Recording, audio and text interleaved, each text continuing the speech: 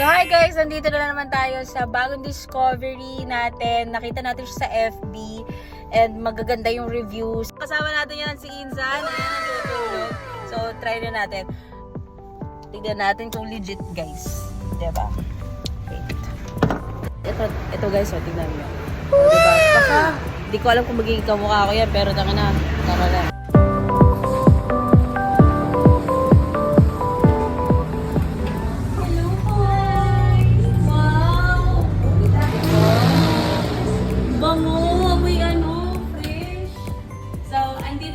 Sa Crown Jet Aesthetics Los Baños. So, titignan natin kung magbabago yung itsura ko later.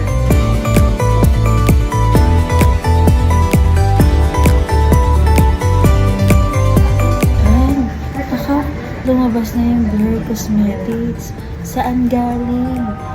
Siyempre dyan. Umorder kayo mga B. Sabi ko naman sa inyo. Ayan, next is scrub naman.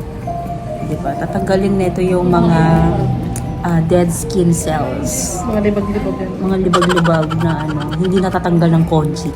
Yeah. So next naman is Diamond Peel. Ano po yan?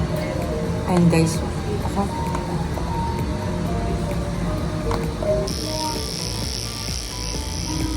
Tapos ngayon, after ng BB Glow, kailangan i-close yung mga pores. Lahat na nag-o-open, pagtapos nagsasara. Parang ganun din dito. Ay, nakakala. Sorry. Happy? Diba? Ay, puta. Pag ganito naman ang ano, laging hawak sa lamin. Siyempre, kaya saan na kayo? Saan patiwala? Wala eh, walang tiwala. Saan ka niniwala? So, hi guys! So, eto na yung finished product. Okay, so, ano yung ginawa ko today? Kita nyo naman kanina, nag-facial ako.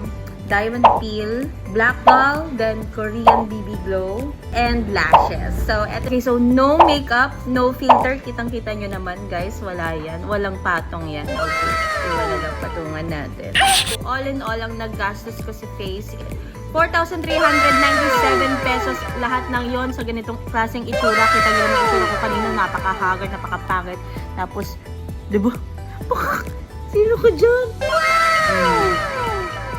Yan sila guys. Say hi. Oh, ang gagaling nila guys. Asa na si ate? Baka, yan siya. Busy lang siya. Pero, yan sila. Nagtulong-tulong sila kasi hindi lang mukha yung ginawa nila sa akin, be. Buong katawan, be. Tas mas pinasikip pa ako, be. Pwede na!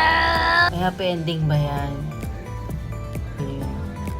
Pag-hawak-hawak mo dyan. Pag mekos-mekos mo dyan, ha? Sige, isa. Ito-tornado mo ko mamaya. Ito niyo si Kyle.